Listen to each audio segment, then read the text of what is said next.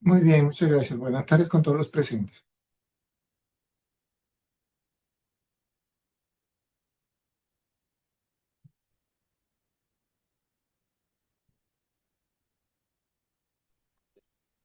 Bueno, reciban todos sus buenas tardes con todos. Doctor Enrique, un saludo especial del doctor Adán Silva y pues de acá del Colegio de Contadores de Lambayeque. Hoy día tenemos la oportunidad de en lo que es la declaración de la renta del 2025. Esperemos que sea de gran gratitud aprender un poquito más el día de hoy y le doy pase para que pueda seguir con la ponencia, doctor. Muy amable, muchas gracias a todos los participantes de la charla del día de hoy. Un saludo de la Intendencia de Tributos Internos Lambayeque. Vamos a iniciar la charla relacionada con la declaración y pago del impuesto a la renta 2025. Como recordarán, el impuesto a la renta es un impuesto de periodicidad anual mediante el cual se hacen pagos a cuenta de enero a diciembre de cada año. Por eso se llama regularización al año siguiente, 2026, porque se va a pagar diferencia o saldrá un saldo a favor del contribuyente referente al año 2025, ¿no? Bien, vamos a ir primero revisando la parte teórica y luego vamos a revisar algunos casos prácticos para relacionado un poco con la parte normativa, ¿no? Bien, cuando hablamos entonces del impuesto a la renta, eh, eh, recordemos que tenemos acá la normatividad del impuesto a la renta. La normatividad del impuesto a la renta, como sabemos en el caso peruano, encontramos siempre la ley con su reglamento, ¿no?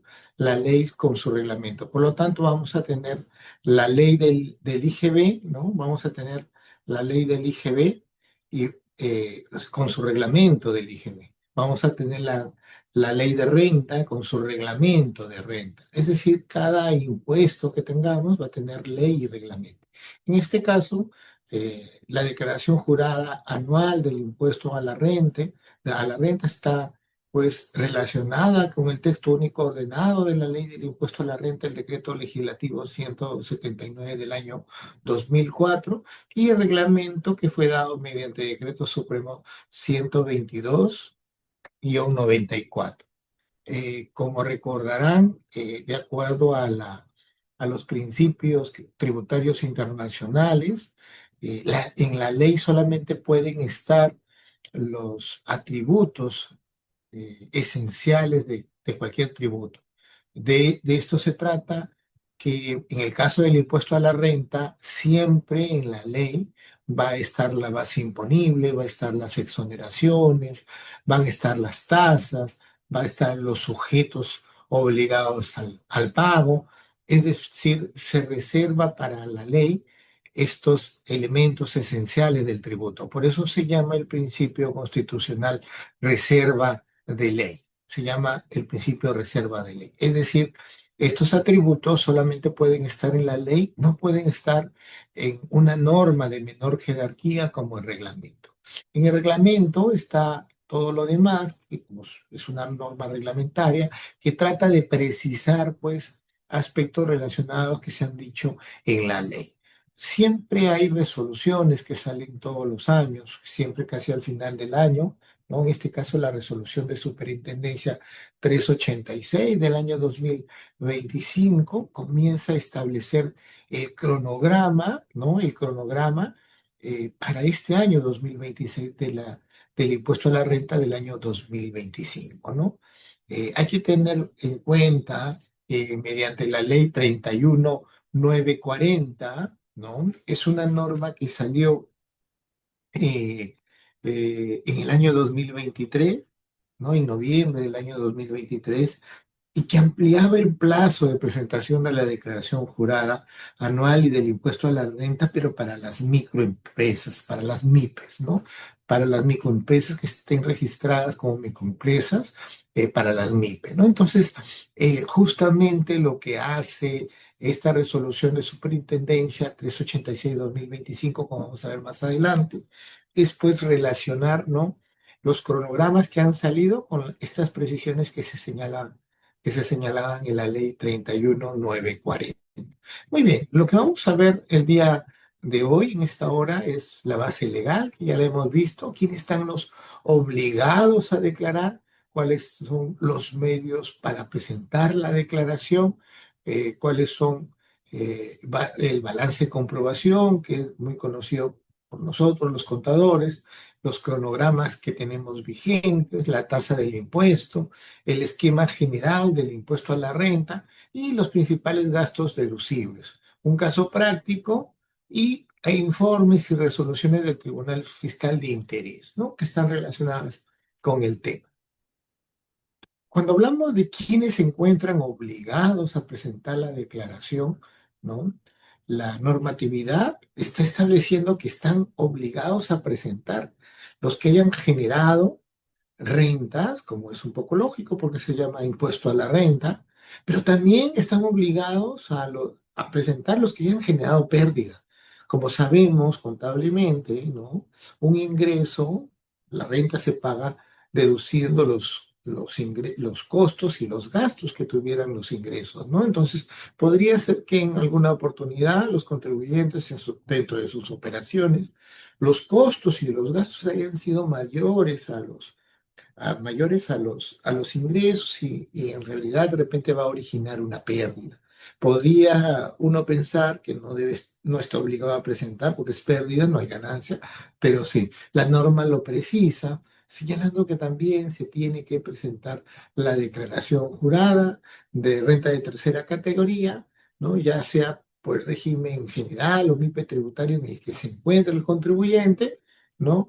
Durante todo o parte del año. Todo porque puede ser que un contribuyente estuvo todo el año en el MIPE, estuvo todo el año en el general, pero podría ser que un contribuyente estuvo en el RUS unos meses y de ahí se pasó al general, estuvo en el RER unos meses, de ahí se pasó al general o al MIPE.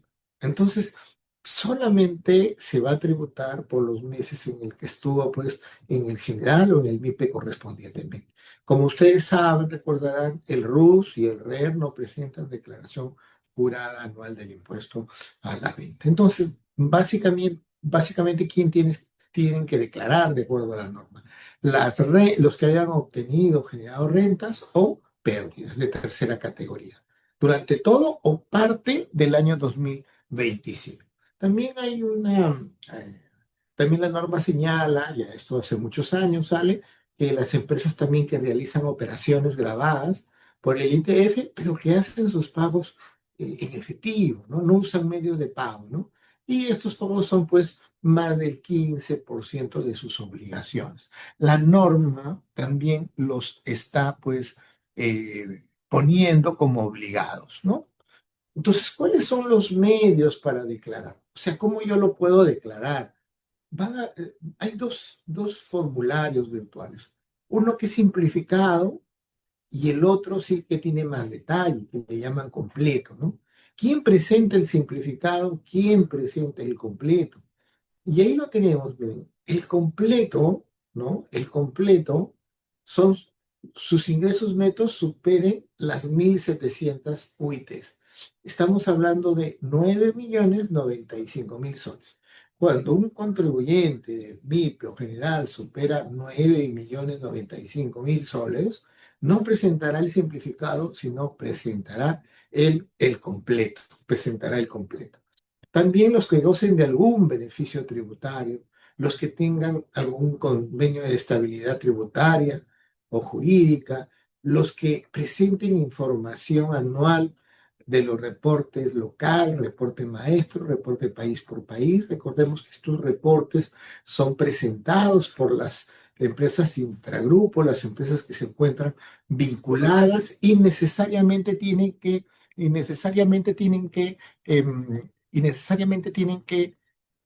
presentar estos reportes local, estos reportes maestros, este reporte justamente con el propósito de que eh, puedan sustentar lo que se llama precios de transferencia, ¿no? Se llama precios de transferencia. ¿Y por qué precios de transferencia?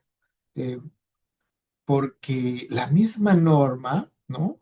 Establece que cuando hay empresas intragrupo que están relacionadas, que están vinculadas entre sí, ¿no? Deben probar que los precios en los que se venden entre ellos, entre los vinculados, es igual al precio que le vendieran a un, eh, a un independiente, ¿no? Entonces, la norma ha establecido estos reportes como una obligación. ¿Por qué? Porque estos, no, estos reportes es como una obligación dependiendo el monto de los ingresos. Entonces, son empresas en realidad intragrupos grandes, ¿no? Entonces, ellos deben presentar estas declaraciones informativas, entonces no van a poder utilizar el formulario virtual simplificado, ¿no? Están obligados a presentar el balance de comprobación. Tampoco podrían presentar el simplificado pertenezcan al sistema financiero, algún banco, hayan presentado el formulario correspondiente relacionado cuando se quieren acreditar los pagos a cuenta por las cuotas del ITAN, tampoco, ¿no? Ahí, como recordarán, la norma ha señalado también la posibilidad que se deduzcan gastos en vehículos automotores asignados a actividades de dirección, representación, que hayan realizado operaciones grabadas con el ITF conforme lo previsto en en el inciso G del artículo 9 del ITF, ¿no? También hayan deducido distribuciones o dividendos de utilidades y los que hayan celebrado algún contrato de colaboración empresarial. Estamos hablando acá de los consorcios, de los consorcios. Entonces, la norma ha señalado específicamente que estas empresas, estas personas que tienen empresa, no deberían presentar la renta anual simplificada, el formato simplificado, sino el formato completo, ¿no? Entonces, vamos acá a darnos cuenta, todos los que superan las 1.700 OITs, ¿no? Siempre van a tener que presentar el completo. Por lo tanto, los que son menos de 1.700 UITs podrán presentar el simplificado, siempre y cuando no estén en alguna de estas causales que señala la norma, ¿no? Entonces, ¿desde cuándo está la información, ¿no? Miren, la información, la SUNAT para renta de tercera la tiene ya desde el 2 de enero del 2026, a diferencia que el día de mañana, 31 de marzo del 2026, va a salir la información para las personas naturales, ya se va a cargar la información a partir de mañana, ¿no? Entonces, pero para las empresas ya desde el 2 de enero del 2026 se podía presentar. Ahí tenemos el pantallazo, obsérvese que está para marcar el régimen tributario. Si tú te encontrarás en el MIPE, marcarás MIPE, si te encontraras en el general, marcarás régimen general, ¿no? Muy bien, ¿cuáles son las novedades? Siempre, todos los años se va adicionando algo, se va perfeccionando, se va poniendo más detalles en las presentaciones de las declaraciones juradas, ¿no? Y tenemos pues que al respecto este año, para la declaración del año 2025, ¿no? Se han implementado los datos de las normas internacionales de información financiera, ¿no?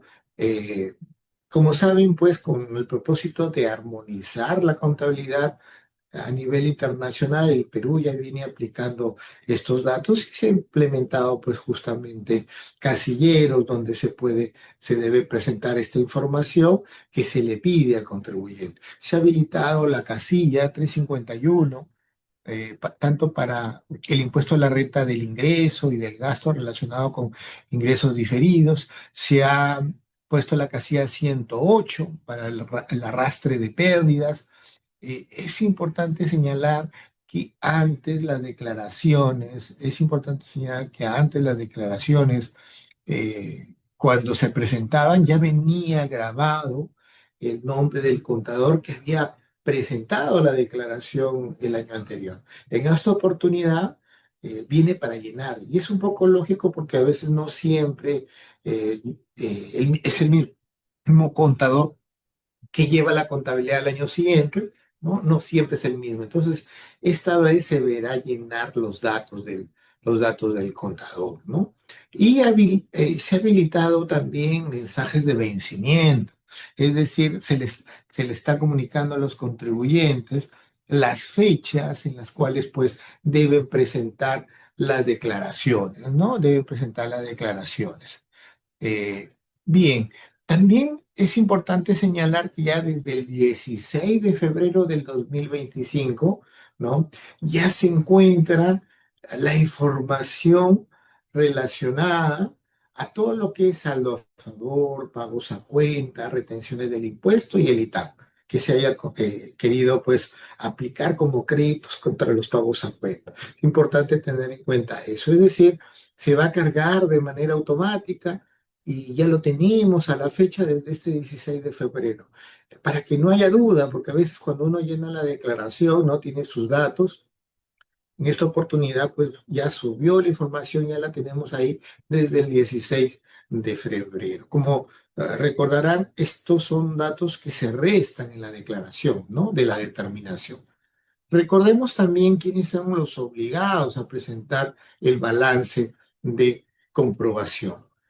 Como sabemos, pues la técnica contable que nosotros utilizamos es que mediante el balance de comprobación, lo que se hace, pues, es, como su nombre lo indica, es comprobar que las sumas del debe y del haber del libro diario, pues, coincidan con la del libro mayor, ¿no? Que es la técnica que se tiene en contabilidad, ¿no? De esta manera se verifica pues, que los importes deberían ser correctos, ¿no? Entonces, ¿quiénes están obligados a presentar el balance de comprobación? Van a estar obligados los que tengan ingresos superiores a 1.700 UITs, que al 31 de diciembre del 2025 tengan un importe superior a 9.095.000. Entonces, recordarán que esta es una causal para presentar el formulario completo. Si tú estás obligado a presentar el balance de comprobación porque tienes ingresos mayores a 1.700 unidades impositivas, 9.095, deberás presentar el formulario pues completo, ¿no?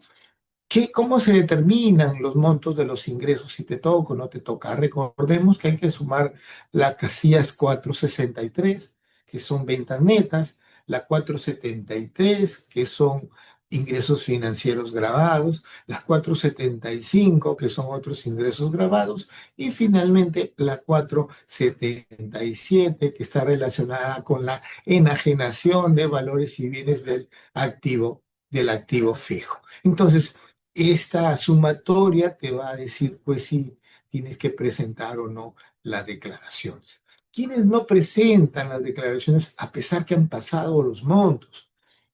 Están acá las empresas supervisadas pues, de Superintendencia de Banca y Seguros, ¿no? Ahí están todas las entidades bancarias, las financieras, las que hacen arrendamiento financiero, las que transfieren los fondos, también están ahí las de transporte, la de custodia y administración numeraria, los fiduciarios, todos los depósitos, las empresas de seguro. Como verán, es toda la relación de empresas supervisadas por la banca y seguros y AFP, ¿no? El Fondo Mi Vivienda. Y como recordarán, eh, la contabilidad que se lleva a entidades financieras es distinta al plan contable general empresarial, ¿no? Son otras cuentas. Estas están exceptuadas, a pesar que el monto puede pasar, están exceptuadas de presentar el balance de comprobación. También están ahí las cooperativas, las entidades prestadoras de salud, los concesionarios de transportes de hidrocarburos y las empresas, pues, administradoras de fondos colectivos, ¿no? Entonces, estas empresas, estas entidades están exoneradas de presentar. ¿Cuáles son los, los cronogramas que tenemos? Tenemos solamente dos cronogramas. El primero de ellos es para las empresas que tienen ingresos anuales en el año 2024 mayores a 1.700 UITs. Si la empresa tiene ingresos netos mayores a 1.700 UITs correspondientes al ejercicio 2024, deberán presentar el primer cronograma y que ya empezó con el dígito cero el 26 de marzo. ¿no? Y sigue, ¿no? Hoy día toca el dígito 2 30 de marzo. Mañana el dígito 3 31 de marzo, ¿no? Entonces, hasta abril, hasta el 1 de abril. Luego, como se darán cuenta, pasa el día 6 porque vienen los días de Semana Santa, ¿no? ¿Quiénes más? Si se iniciaron operaciones en el año 2025, también se tiene que presentar y están pues en los grupos referidos relacionados a la ley pues y a operaciones empresariales que se hayan dado, ¿no? Se encuentran fuera del ámbito de aplicación todos los de la ley 31940, ¿no? Que es la ley que señalaba pues para las MIPES, ¿no? Las microempresas, ¿no? Las microempresas, ¿no? Van a presentar sus declaraciones a partir del 27 de mayo del 2026. ¿No? Entonces, vamos a tener dos cronogramas. El primero de ellos, como se ha señalado, que hemos estado viendo, los ingresos netos del año 2024 mayores a 1.700 UITs. Y para mayo, a partir del 27, de acuerdo al último dígito de su RUC, vamos a tener pues los cronogramas, pero para las MIPES, ¿no? Entonces, ahí vemos pues que el 27 de mayo recién iniciaría el cronograma número 2, el segundo cronograma. Recordemos las tasas, recordemos las tasas del impuesto. Recordemos que el régimen general, como siempre, es una tasa única anual, 29,50, con pagos a cuenta que se hacen o por coeficiente o por el 1,5%, ¿no? En cambio, el régimen MIPRE tributario tiene una tasas escalonadas, no progresivas, escalonadas. Hasta 15 unidades impositivas tributarias se tiene el 10%, ¿no? Y más de 15 unidades impositivas tributarias se tiene el 29,5%. Recordemos pues que el impuesto a la renta se hace mediante coeficientes, ¿no? O también se puede hacer por el 1,5% del ingreso, ¿no? Va a depender del pago a cuenta que se haga y del rango en el que esté, ¿no? Va a depender. Vemos ahí pues que en el cuadro hasta 300 unidades impositivas tributarias, los pagos a cuenta corresponden a 1%.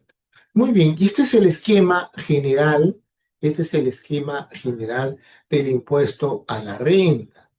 Este es el esquema general del impuesto a la renta. Como sabemos, tenemos los ingresos brutos, le restamos el costo computable, nos da la diferencia, restando los ingresos brutos menos el costo computable, nos da la renta bruta, le restamos los gastos, le sumamos otros ingresos, nos da la renta neta.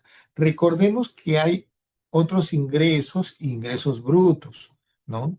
La idea, y es el plan contable, recordemos que no se confunden las cuentas para evitar pues que cuando se lean los estados financieros se vaya a pensar que estos ingresos forman parte de la cuenta 70, ¿no? Donde están los ingresos que son del giro del negocio. Entonces, se está separando, ¿no?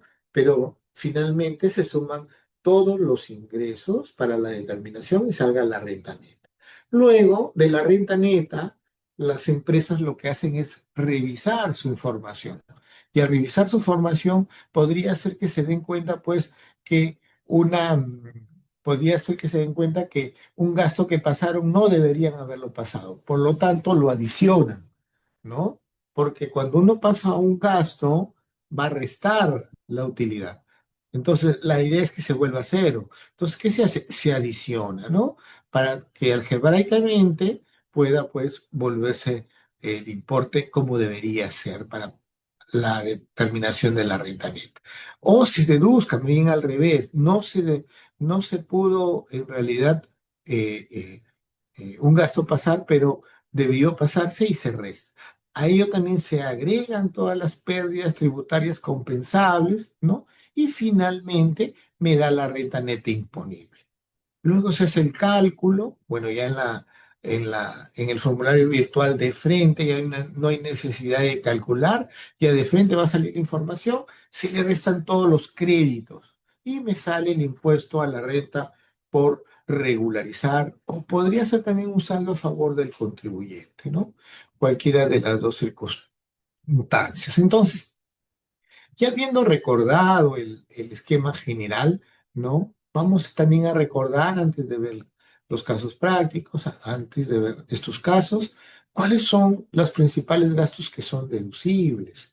Hay gastos que son totalmente deducibles, ¿no? ¿Por qué? Porque son necesarios para producir y mantener la fuente generadora de la renta. Pero hay gastos que la misma norma lo señala que no son deducibles, ¿no? Los deducibles, hay algunos que se deducen totalmente y hay otros que se deducen con límite. Por ejemplo, hay un porcentaje, ¿no? Y hay otros que nunca se deducen, que son los gastos no deducibles totalmente, ¿no? Entonces, ¿qué debería tenerse en cuenta cuando uno, qué debería tenerse en cuenta cuando uno presenta la declaración jurada anual del impuesto a la renta? Debe tener en cuenta, y ya lo ha dicho el Tribunal Fiscal en muchas oportunidades, la relación causa-efecto que hay, ¿no? La relación causa-efecto que hay, la generación de rentas grabadas, el mantenimiento de la fuente, la generación de ganancias de capital, es lo que esta relación que hay con la empresa, ¿no? Y ya se ha establecido cuáles son los criterios que deben haber. Criterios de, pues, de normalidad, el criterio de razonabilidad y el criterio de generalidad. Cuando se habla, pues, de causalidad, cuando se habla de causalidad, se debe tener en cuenta estos criterios, se habla del principio de causalidad, se debe tener en cuenta estos criterios que van a permitir, pues, que se pueda presentar la declaración, ¿no? Teniendo la seguridad, pues, que han pasado los filtros, ¿no? Que el Departamento de Contabilidad ha pasado los filtros. Miren, acá tenemos una especie de resumen. Como sabemos, todo está en el artículo 37 desde la A hasta la Z, y tenemos una especie de resumen. Cuando de gastos deducibles con límites, eso es importante recordarlo. ¿Dónde está? Y a la parte derecha está la base legal, el texto único, la ley de la ley y el reglamento correspondiente. Vamos, por lo tanto, a tener, pues, eh, gastos que están relacionados con préstamos que ha tenido la empresa. La empresa ha tenido préstamos y por estos préstamos está pagando intereses. Entonces, la norma ha señalado que estos intereses no pueden exceder al 30% del ratio vida, ¿no? Que es un ratio financiero, ¿no? Para que pueda pasarse, ¿no? Luego tenemos los gastos de movilidad de los trabajadores. Como se sabe, pues a veces los trabajadores deben movilizarse de un lado para otro, ¿no?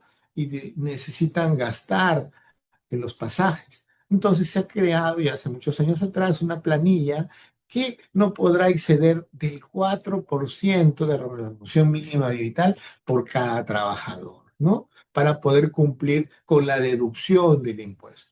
Como sabemos, pues también se puede deducir las depreciaciones.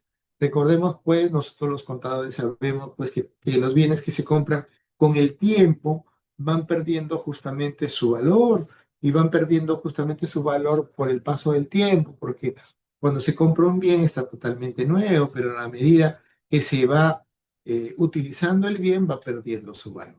Entonces, normativamente, ¿no? La ley ha establecido porcentajes para la depreciación, ¿no? Es decir, el desgaste natural que tienen los bienes del activo fijo, ¿no? Recordemos pues que para el ganado es 25%, para los vehículos es 20%, para todo lo que es maquinaria 20%, cuando se trata de procesamiento de datos puede ser 25%, ¿no? Maquinaria, otro generalmente 10%. La tabla lo señala la misma norma, ¿no? Y ahí tenemos el articulado. Esta tablita les puede servir bastante en realidad porque ahí viene el resumen ahí tanto de la ley y del reglamento para que lo puedan ubicar fácilmente. Luego tenemos de los gastos recreativos también. Cuando hablamos de gastos recreativos vamos a tener dos límites. El 0,5% de los ingresos netos del ejercicio con un límite de 40 unidades impositivas tributarias. Vamos a sacar dos límites: 0,5% de los ingresos netos del ejercicio, con un límite de 40 unidades impositivas tributarias. Recordemos que también las personas jurídicas, los directorios, hacen reuniones, y por estas reuniones a los directores pues se les paga lo que se les denomina dieta, ¿no? Por haberse reunido a sesionar. La norma ha señalado que estas no pueden exceder del 6% de la utilidad comercial, ¿no? No pueden exceder del 6% de la utilidad comercial. Luego, eh, pueden trabajar en los negocios, ¿no? Los accionistas, pueden trabajar los titulares de las empresas, pueden trabajar cónyuges, pueden trabajar parientes. Entonces, la norma ha señalado pues que sí se pueden aceptar, siempre pues que se pruebe que trabajan en el negocio y que su remuneración no excede el valor de mercado. Luego también tenemos los gastos de representación propios del giro del negocio. Estos gastos de representación tienen también un doble límite: el 0,5% de los ingresos brutos, con un máximo de 40 unidades impositivas tributarias. La norma también permite que haya vehículos automotores, los cuales se pueda deducir el impuesto de acuerdo a las tablas que señala pues la norma, ¿no? Ha precisado también que cuando es mayor a 26 UITs por las adquisiciones posteriores a dicha fecha, con el número de vehículos de propiedad se tiene que revisar cuántos vehículos son permitidos para cada tipo. Luego tenemos que las donaciones que realiza la empresa también tienen un límite, que va a ser el 10% de la renta neta de tercera categoría, ¿no? Hasta un 10%. Luego tenemos los gastos por pérdida de valor de retorno ocurrida en fideicomiso, de titulación. Ahí también se puede, pues, hay una deducción, pero tiene que tomarse la diferencia entre el valor de la transferencia y el valor de retorno, en el entendido que esa sería una ganancia, ¿no? La norma ha permitido también que las empresas que contraten personas discapacitadas con el propósito de ayudar a este grupo de personas tengan también un porcentaje de deducción, que viene una tabla ahí que se puede aplicar a estas personas, ¿no? Luego tenemos los gastos sustentados con boletas de venta en el RUS. Como siempre, solamente es deducible hasta el 6% de los montos acreditados con comprobante de pago que da el derecho a otorgar el crédito fiscal, ¿no? Con un límite hasta de 200 unidades impositivas tributarias, ¿no? Los viáticos también se pueden deducir de acuerdo a la tabla que se ha establecido.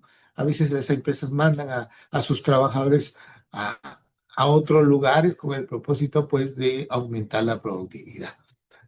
También respecto a las donaciones de alimentos, la donación para estos casos no puede exceder al 1,5% de las ventas netas de los alimentos del ejercicio que realice pues el contribuyente, ¿no? De tal manera que se trata de poner este límite para evitar pues que haya un mal uso, ¿no? Luego tenemos algunos gastos que no son sujetos al límite. Y es un poco lógico, ¿no? Por ejemplo, ahí están los tributos que recaen en la actividad grabada. Supongamos una empresa tiene un inmueble, y este inmueble paga impuesto predial a la municipalidad, y es donde funciona la empresa. Por lo tanto, es lógico que este tributo se pueda pasar para deducir. Y ahí tenemos pues el impuesto vehicular, el de salud, el ITF. También, ¿no? La empresa compra un auto nuevo. Como sabemos, los autos nuevos tienen un impuesto al patrimonio vehicular a cargo de la municipalidad. Se podrá pues deducir eso. Y ahí están, ¿no? Los seguros, las cobranzas. Uno lo lee y y se imagina, claro, es lógico que se pueda pues pasar, ¿no? Las provisiones, las pensiones de jubilación, de manera total, de manera general, sin ningún tipo de reserva. El desmedro de las mercaderías vencidas, ¿no? Y también tenemos gastos, pero le llaman a las normas sujetos a condición, siempre y cuando, ¿qué, no? sujetos a condición. El aporte voluntario de fin provisional, las pérdidas extraordinarias, las deudas y castigos incobrables, los aguinaldos, las bonificaciones y retribuciones. Es decir, estos conceptos lo que buscan un poco es de que se puedan pasar siempre y cuando se pueda pues cumplir la condición. Muy bien, entonces vamos viendo un caso práctico para darnos cuenta un poco la parte, no solamente la parte teórica, sino también la parte práctica, ¿no? Se trata de una empresa comercializadora Ayansac, identificada con RUC 20 12 34 56 789, con domicilio en la calle Los Halcones 940, que queda en AT. Y se encuentra en el régimen MIPE tributario. Se encuentra en el MIPE tributario. Y desde el año 2018 tiene operaciones, ¿no? Está en curso la empresa, ¿no? Y se presenta la situación financiera, el estado de situación financiera al 31 de diciembre 2025. Y tuvo una utilidad. La utilidad es de 528.781. 528.781. Me están dando el dato, también me dan el dato de los pagos a cuenta realizados, que es 40.716. Me están dando también datos de los y del impuesto temporal a los activos netos, 13.669. Me están dando los datos de que la empresa tiene 5 trabajadores bajo la relación de dependencia, ¿no? Que no se encuentra obligada a otorgar participación de utilidades, ¿no? Y acá tenemos, ¿no? El estado de situación financiera a valores históricos. Como vemos ahí, se ha obtenido la utilidad, 528.781, ¿no? Como vemos, ¿no? Como vemos ahí tenemos justamente, pues, los datos del estado de situación. Muy bien, entonces tendremos que partir del monto de 528.781, que es la utilidad. De este se parte, ¿no? Que deberá consignarse en la casilla 484 del estado de resultados, ¿no? Y efectuar los ajustes, en este caso, que correspondan, ¿no? Se va a efectuar los ajustes que correspondan. Bien, vamos viendo entonces los casos, ¿no? Tenemos una compra de un combustible, pero como ustedes recordarán, la norma señala que cuando se compre combustible, necesariamente se debe consignar el número de la placa del vehículo y del vehículo debe estar pues en libros contables, ¿no? Que es utilizado por la empresa. ¿Qué es lo que ha sucedido en este numeral uno? Que se realizó la compra de combustibles por el monto de 5.247 y ha sido sustentado pues en comprobantes de pago que no consignan el número de placa del vehículo. Entonces, esto se convierte en una adición, pero permanente. Le llamamos, recuerden, permanente, cuando ya en ningún año se puede pasar estos 5.247. Por eso es permanente. ¿Cuándo es temporal? Es temporal cuando no pasa este año que estoy declarando, pero pasa el siguiente, ¿no? En este caso, se repararía. En la parte roja en las letras rojas se encuentran las soluciones por si acaso, con las bases legales, ¿no? En el caso 2 dice que se ha pasado comprobante de pago que no reúnen los requisitos por 4.117, ¿no? Lo que sucede es que se tiene que detallar exactamente el tipo de servicio prestado y las cantidades, si es que se han adquirido, ¿no? Cómo solamente se puede pasar, pues,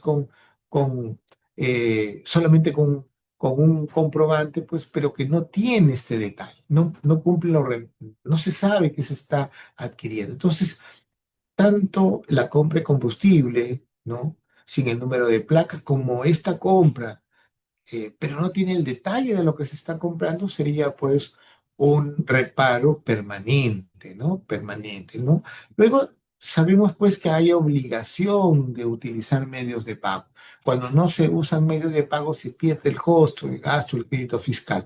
Tenemos ahí que no ha utilizado los medios de pago, no ha utilizado los medios de pago y el monto es 5.222.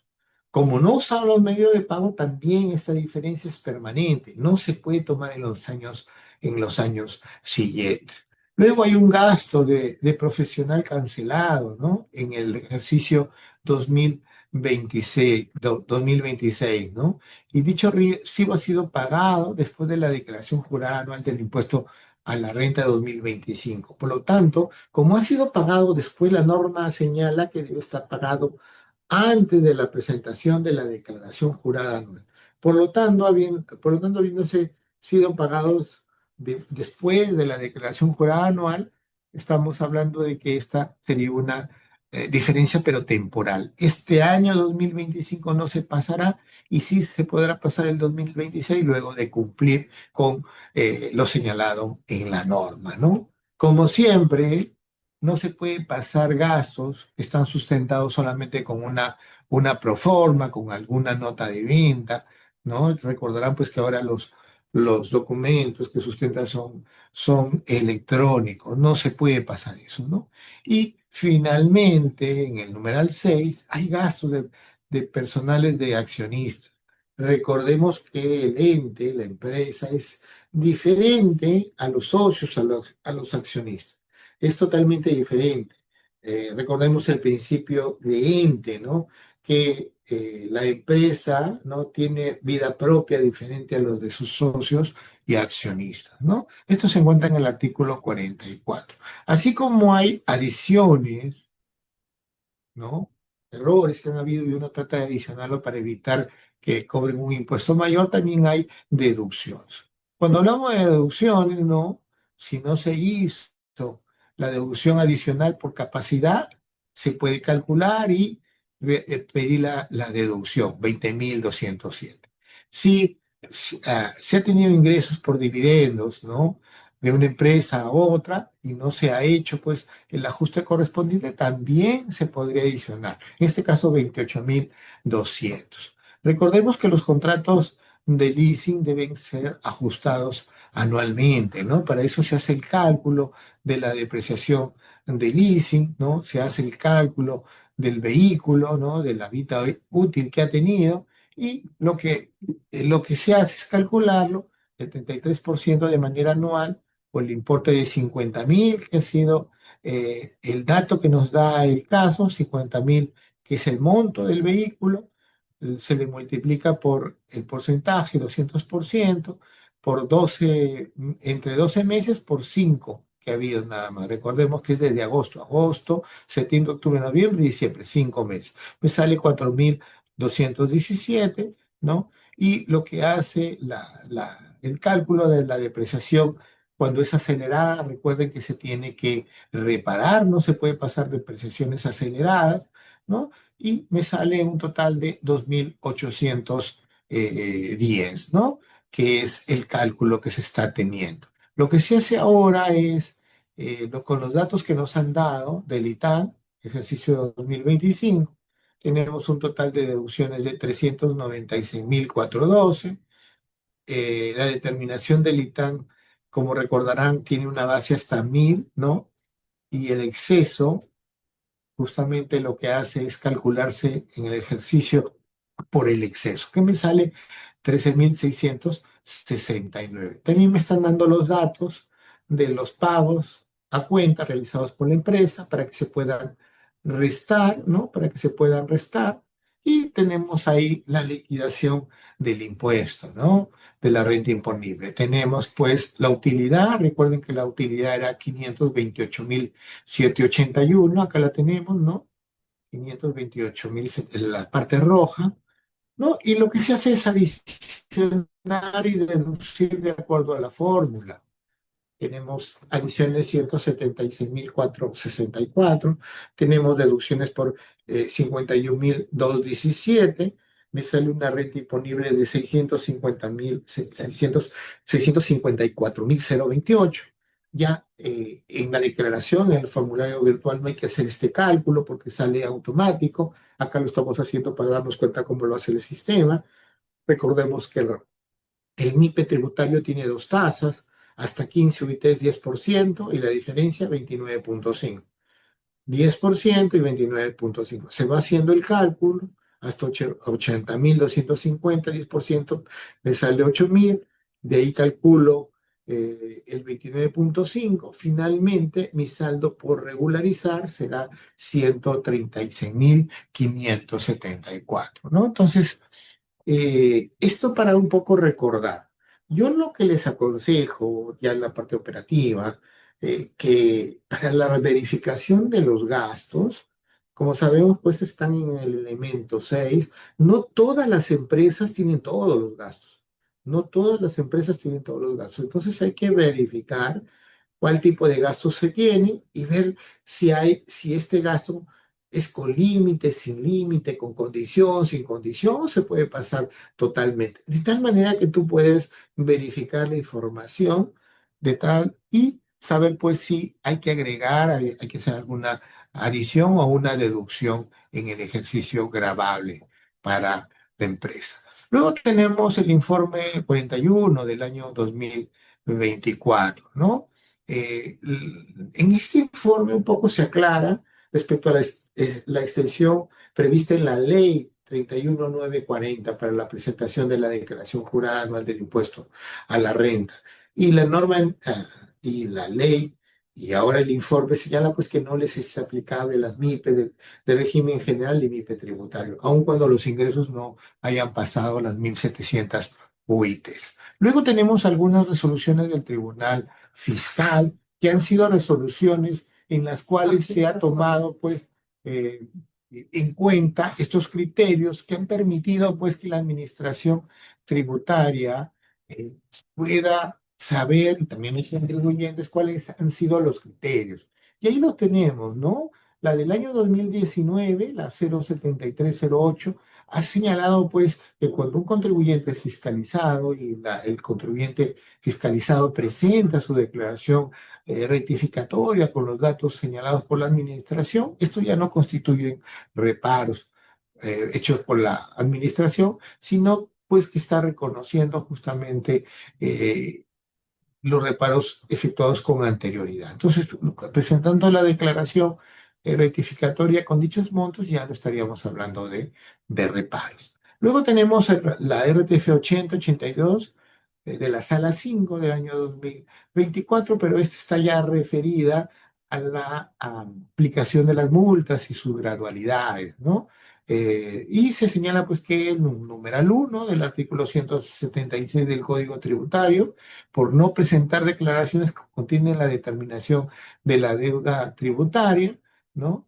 Se aplica pues el criterio de gradualidad que corresponda, ¿no?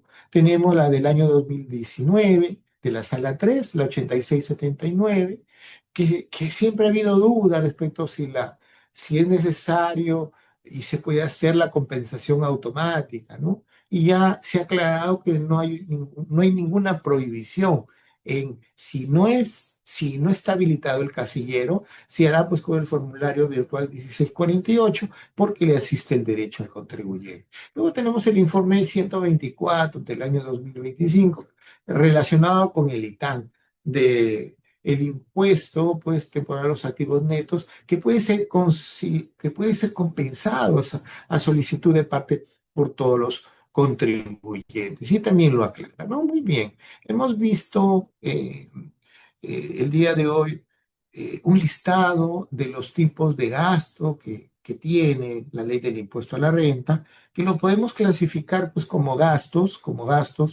que tienen límite, ¿no? Que pueden ser deducidos totalmente, gastos que no pueden ser deducidos y gastos que pueden tener condición.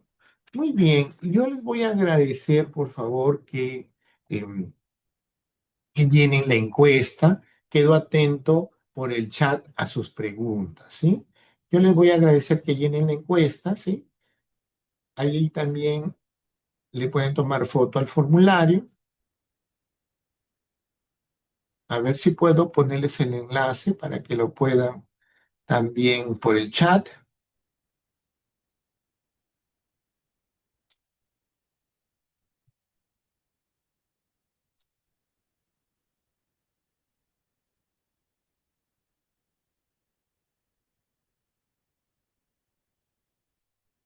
Por el chat se lo puedo poner.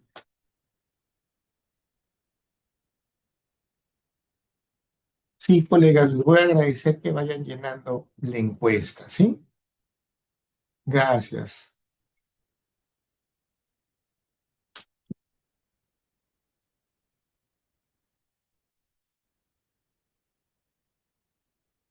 Y yo quedo atento a sus consultas en el chat. A ver, doctor, yo le ayudo con la lectura de las preguntas en el chat. Perfecto, perfecto.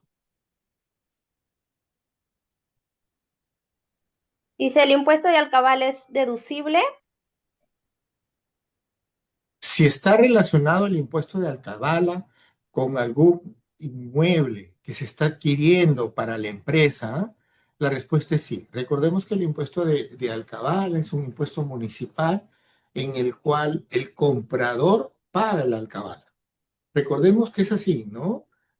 El que vende el inmueble paga segunda categoría si es persona natural y el que compra el inmueble paga la municipalidad el alcabala. Si es una empresa que está comprando un inmueble con el propósito de que sea de repente pues una sucursal, de que sea un depósito, está relacionado con la renta grabada, por supuesto, como dice el colega, pasará como deducible porque sin límite, ¿no? Porque está relacionado, es un tributo relacionado con la actividad grabada. Muy buena pregunta al colega, muy buena pregunta. Gracias por la pregunta. Muy buen ejemplo, sí. Quedo atento a sus preguntas.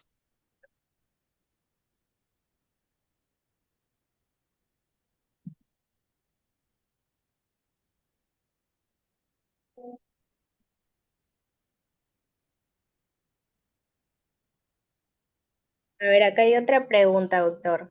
¿El impuesto Adelante. vehicular también es deducible?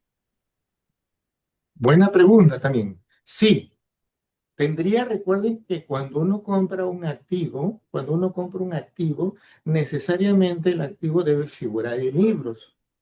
Entonces, si yo he comprado un vehículo para que pueda la empresa utilizarlo, lo voy a tener registrado en el activo. Recuerden que el impuesto al patrimonio vehicular es un impuesto municipal que se paga los 3 primeros por los vehículos nuevos. La respuesta es sí. Buena pregunta. Gracias también a los colegas que están preguntando. Sí, también sería deducible.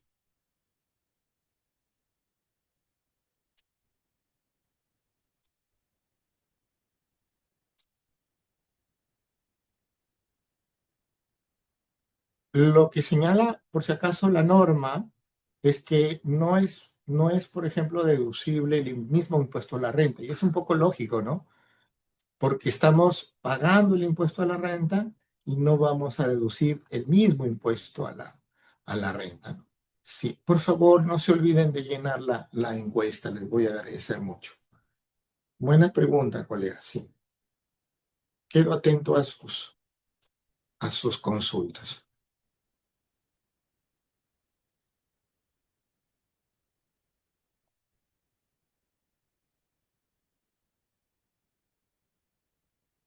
Gracias a la colega Mabel, también a Mari Carmen.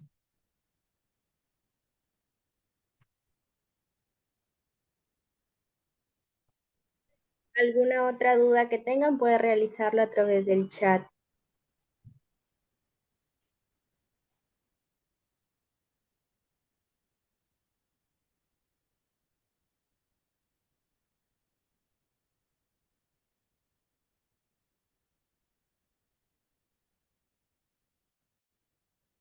Pero tenemos otra pregunta por acá. Dice, ¿los gastos deducibles pueden aumentar para bajar el impuesto a la renta? Los gastos deducibles, como sabemos, el impuesto a la renta se paga por la renta neta, que es un principio. O es decir, las personas tienen ingresos, pero para poder generar esos ingresos necesariamente uno puede tener un costo y puede tener gastos para generarlo. Entonces, ¿qué es lo que hace los contribuyentes? Lo que hace que cuando si se dedican, por ejemplo, al giro de compra y venta de bienes, van a tener las facturas por la compra de esos bienes, que eso luego se vuelve costo cuando ya se vendan los bienes. Pero no solamente eso, sino van a tener gastos que están relacionados para la venta de los bienes. Entonces, todo eso al momento de registrarlo en la contabilidad, en el elemento 6, cuando se hace todo el proceso contable, ¿qué es lo que ocurre? Que va a salir la renta neta, porque ¿de acuerdo en el esquema que hemos visto? Se va a salir la renta neta. Sobre la renta neta se pagan los impuestos. Pero ¿qué ocurre? El contador, nosotros siempre lo que hacemos es revisar la información antes de presentar la declaración jurada. ¿Qué hacemos primero? Miramos que todos los ingresos coincidan. Es lo primero, ¿no? ¿Y cómo nos damos cuenta que todos los ingresos coincidan? Vemos pues las facturas electrónicas, vemos las boletas electrónicas, que coincidan, ¿no? Los libros, el CIRE coincida con las declaraciones mensuales. Las declaraciones mensuales deberían coincidir con la sumatoria de los montos anuales de los ingresos. Luego me tocaría revisar los costos, revisar que si es una empresa comercial, voy a tener que tener los comprobantes de compra, porque los comprobantes de compra, cuando tú compras algo, por decir 100 unidades, vende 50 nada más, parte de esas 50 se vuelve el costo de venta y el resto todavía está en la cuenta que todavía no se ha vendido, ¿no? Entonces se va a volver costo a medida que tú vendas eso que compraste. Y los gastos van a permitir deducir. La respuesta es sí, ¿no? Los gastos deducibles van a permitir, pues, que lo correcto, ¿no? Que se pague el impuesto que debería pagarse restando estos gastos, ¿no? Los gastos, los únicos que no se pasan son los que están en el artículo 44 del impuesto a la renta, que están relacionados, por ejemplo, como veíamos en el caso, con gastos personales, ¿no? Recordemos pues que hay un principio de ente que uno tiene que diferenciar los gastos personales de los gastos de la empresa, ¿no? No puede pasar los gastos personales de los socios, de los accionistas, ¿no? Buena pregunta, sí. Los gastos deducibles, como su nombre lo indica, restan para la determinación del impuesto a la renta. Si yo deduzco un gasto, pero no tengo el comprobante de pago, por decir, como el ejemplo, ¿no? Tengo vehículos, salgo a comprar el combustible, pero no le ponen la placa, puedo tener el comprobante, pero no se sabe a quién le han puesto, a qué vehículo le han puesto la gasolina, tiene que ser a un vehículo que se encuentre en la empresa y la manera es, la norma ha señalado que se tiene que poner la placa para saber que ese combustible se está usando. Entonces, como bien dice el colega, sí, los deducibles, como su nombre lo indica, pueden restar la renta, ¿no? Imponible. Y va a salir el monto que debería pagarse. La respuesta es sí. Gracias. A ver, por acá tenemos otra duda.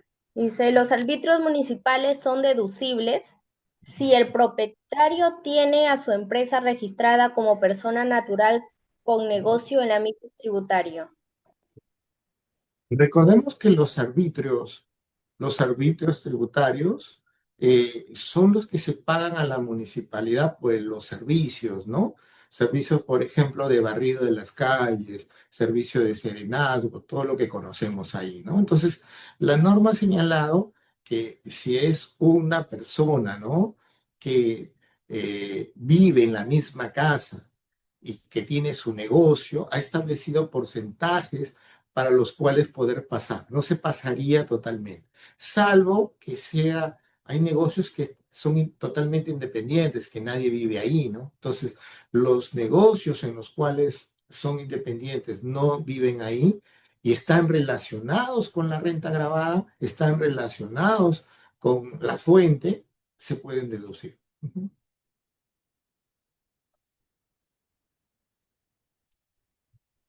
A ver,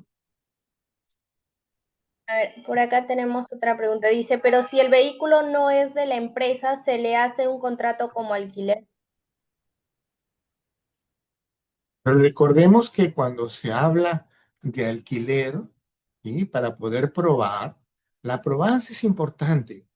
Colegas, qué buena pregunta, me ha hecho recordar, hay una guía que hemos sacado ya hace algún tiempo atrás, seguramente la deben haber visto en una oportunidad. O sea, la idea es la probanza.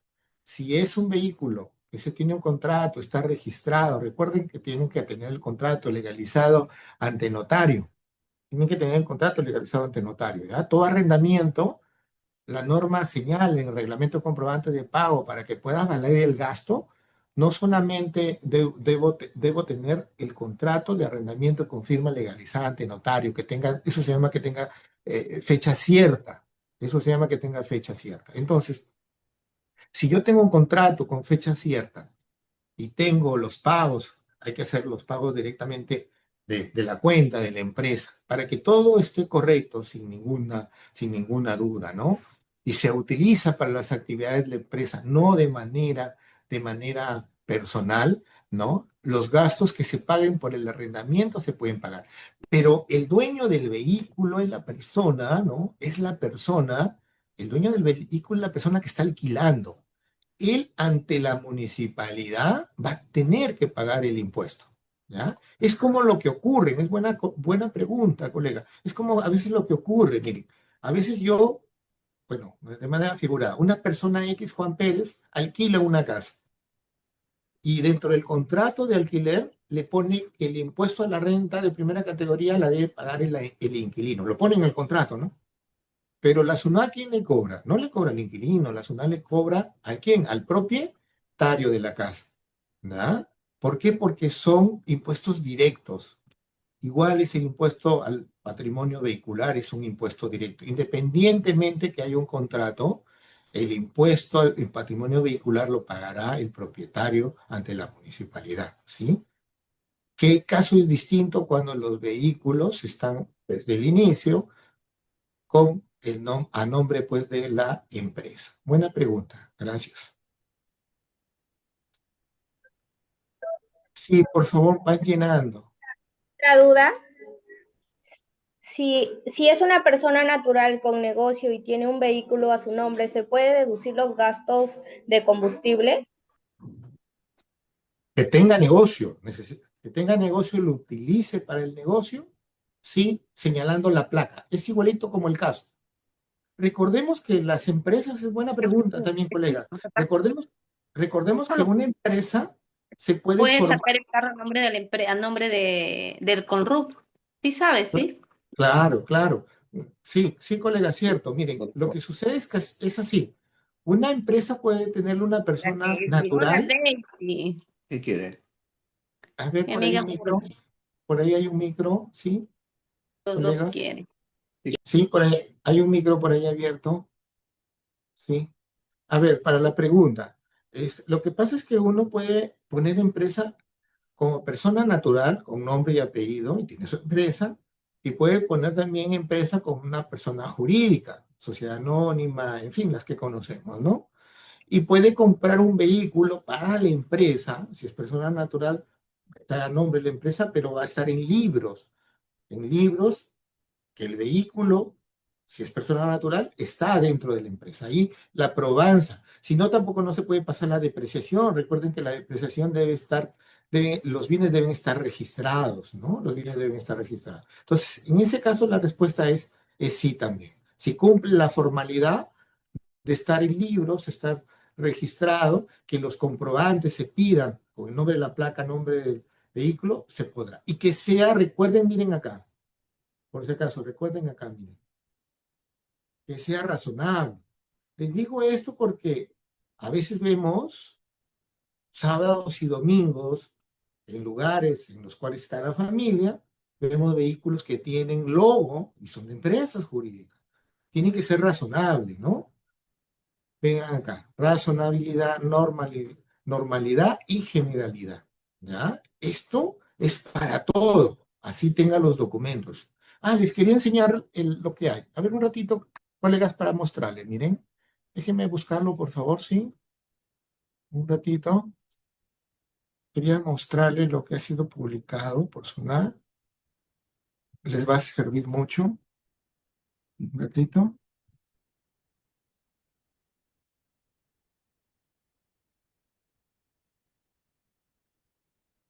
A ver, ¿me confirman, por favor, si pueden visualizar Google?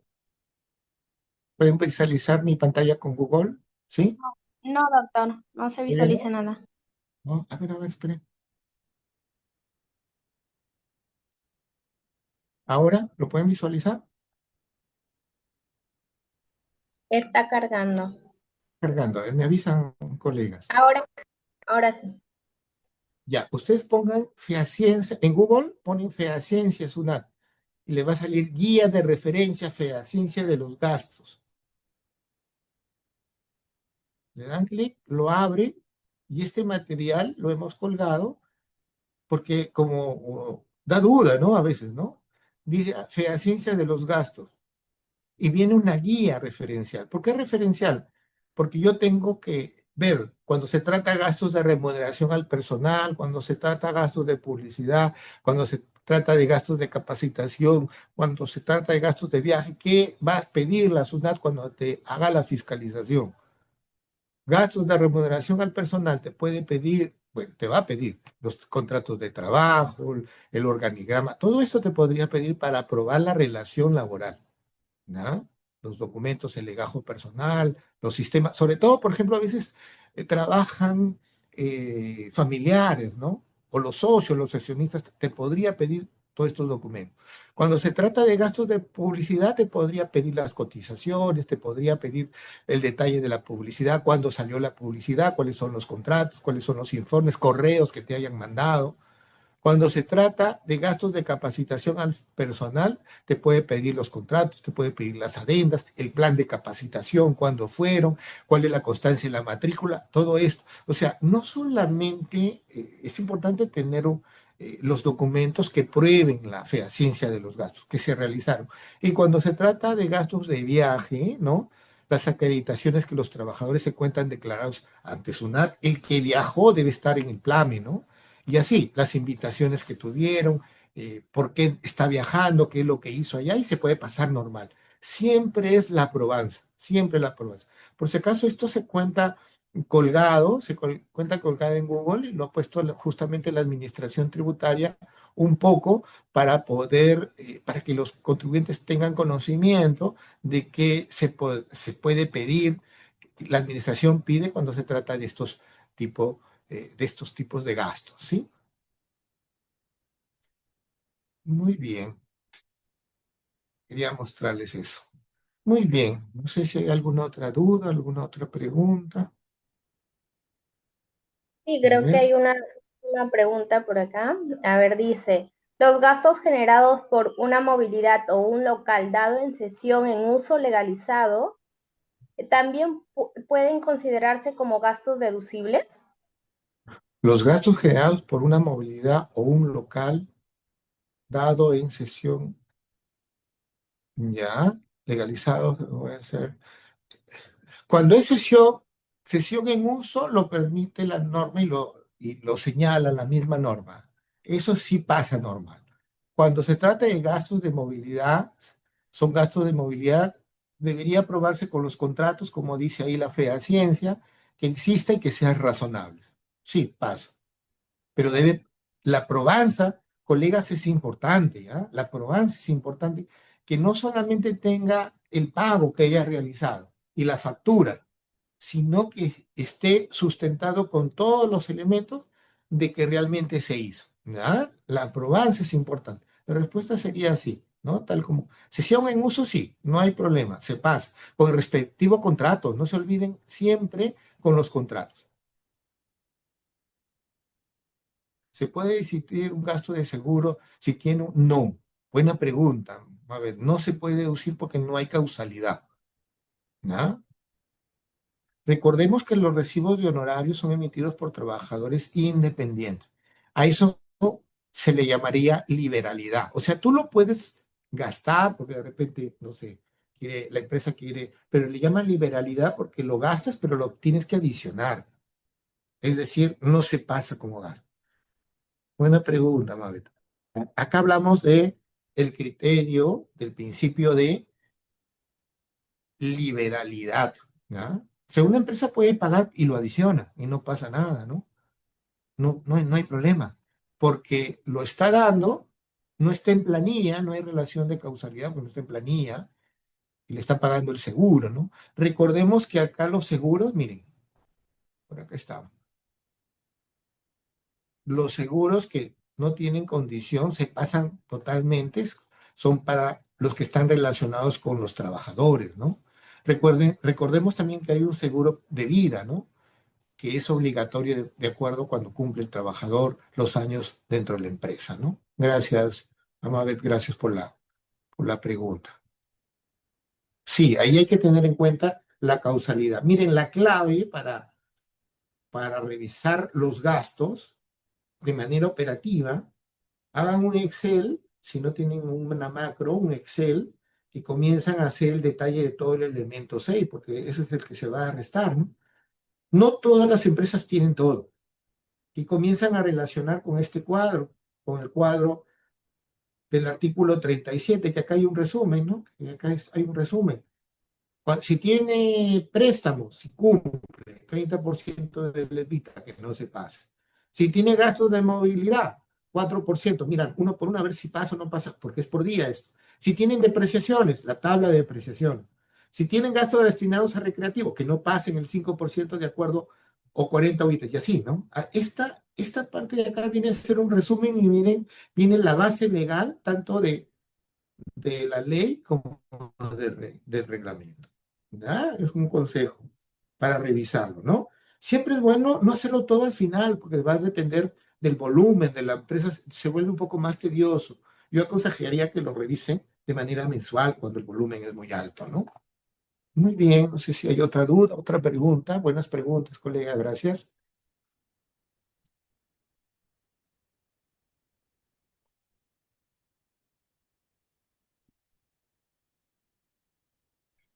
A ver, hay otra pregunta por acá que dice, un familiar va a adquirir un transporte de carga pesada. ¿Va a formalizar la empresa? ¿En qué régimen le conviene estar para empezar? Buena pregunta. Miren, lo que sucede es lo siguiente. Ustedes saben que existen cuatro regímenes tributarios. Cuatro regímenes tributarios. El RUS, el RER, el MIPE y el general. Pero el RUS y el RER tienen condiciones para poderse inscribir. Y una de las condiciones en el RUS y en el RER no pueden estar los transportes de carga pesada cuando no pasan cierto monto de tonelaje, ¿no? Cuando son mayores a ese tonelaje, necesitan estar solamente o en el MIPE o en el general. Si yo voy a inscribirse la mayoría de los contribuyentes como el MIPE es escalonado, ¿no? La mayoría se inscribe de frente en el régimen MIPE tributario, porque por las primeras 15 UITs va a pagar solamente ¿cuánto? El 10%. Pasando ese monto, va a pagar el 29.5. Miren acá. Acá, miren acá, para que se den cuenta. Acá en el cálculo, acá se ha hecho el cálculo. Miren, acá ve. 15 UITs, 10%. Este en el MIPE. Pero si tú te inscribes en el régimen general, no va a haber este tramo del 10%. De frente va a ser por todo 29.5. Entonces acá, cuando uno se inscriba, el régimen lo señala justamente el contribuyente. Déjenme buscar, por favor, para que la pregunta esté completa, la base legal, para que la tengan un ratito, la voy a buscar. Una pregunta.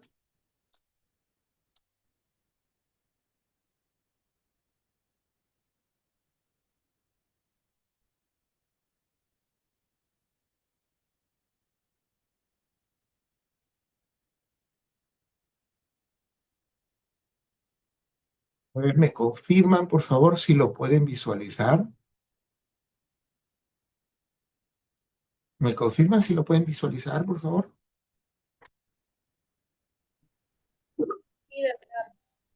Sí, lo pueden visualizar. Miren, el RUS y el RER tienen actividades que están no comprendidas. Y miren acá, dice transporte de carga de mercancías y tus vehículos tienen una capacidad de igual o mayor a 2 toneladas metro. Es decir, si el camión, en la pregunta que han preguntado, tiene menos de 2 toneladas, sí puede estar. Pero si tiene más de 2 toneladas, no podría estar. Solamente le queda el MIPE y el general. Claro, tendría que ser el MIPE, ¿no? Porque tiene escala progresiva, como es lógico, ¿sí? Buena pregunta. Gracias también por la pregunta. Muy bien. Creo que ya no hay más preguntas.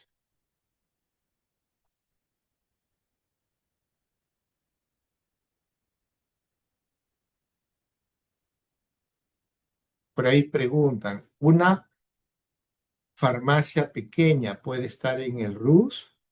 Miren, las farmacias se rigen por sus propias normas. En el RUS, impedimento para que no estén farmacias no hay. Tributariamente no hay, ¿sí? Salvo que la misma norma relacionada con la venta de medicamentos tenga alguna restricción. Tributariamente no. No hay impedimento para Luis. También pueden buscar acá, miren, acá están los que no pueden estar en el RUS. Entran ustedes a ver, los que no pueden estar en, no sé si lo pueden ver,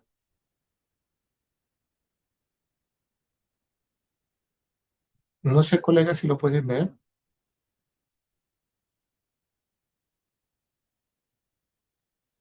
Sí se Ustedes van a visualiza. leer. Y miren, están los mismos del red, las toneladas, los transporte público de pasajeros, los notarios, los mardieros, no pueden estar en el RUS. Ley no dice en ninguna parte farmacia, por lo tanto sí puede, si es pequeño, ¿no? Los que están en consideración, estos no pueden. Farmacias no están. El giro farmacia sí podría, ¿no?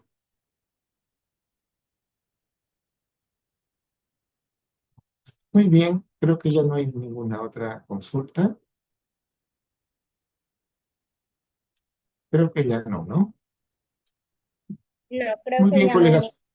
Por favor, no se olviden de contestar la encuesta. Ahí les pongo nuevamente, sí, para que puedan contestar la encuesta, sí.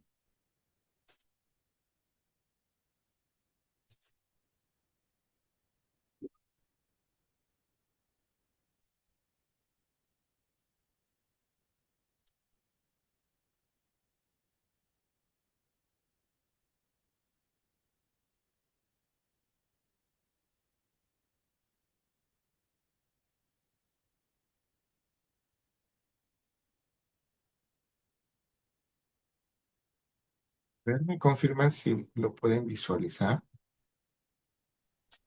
No se visualiza nada, doctor. ¿Todavía no? A ver,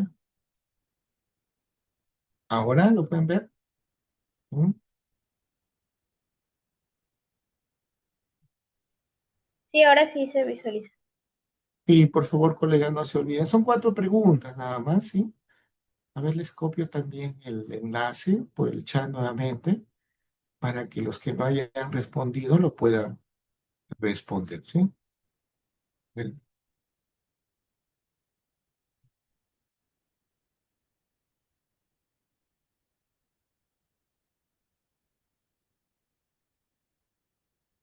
Y les copio en el chat, por favor, ¿sí? Y por favor, para que puedan contestar. Solamente son 4 preguntas. Gracias, ¿sí? Solamente son 4 preguntas. Cada caso, cada empresa, cada gasto va a tener siempre sus peculiaridades.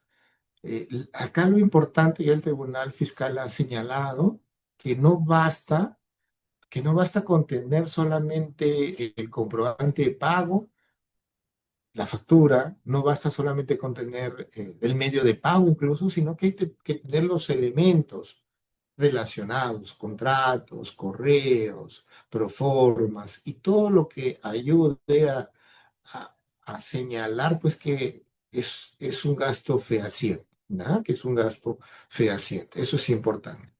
Muy bien, creo que ya todos deben haber contestado la encuesta, siempre agradeciéndole su participación el día de hoy, colegas. Mi saludo al decano, como siempre, y nuestro agradecimiento por siempre tomarnos en cuenta para estas capacitaciones. Que tengan una Sí, bonita. doctor, bueno, recibo un agradecimiento especial por parte del Colegio de Contadores de Lambayeque y en especial pues del doctor Adán Ciesa, que es el decano, y pues agradecerle por el conocimiento que nos ha brindado el día de hoy en lo que es la ponencia de la renta del 2025, ¿no? Que ha sido demasiada ayuda para todos nosotros y poder aprender cada día un poquito más y agradecida con usted y esperamos que en las próximas ponencias contar con usted. Muchas gracias, doctor. Muchas gracias. Que tengan una bonita tarde. Hasta luego.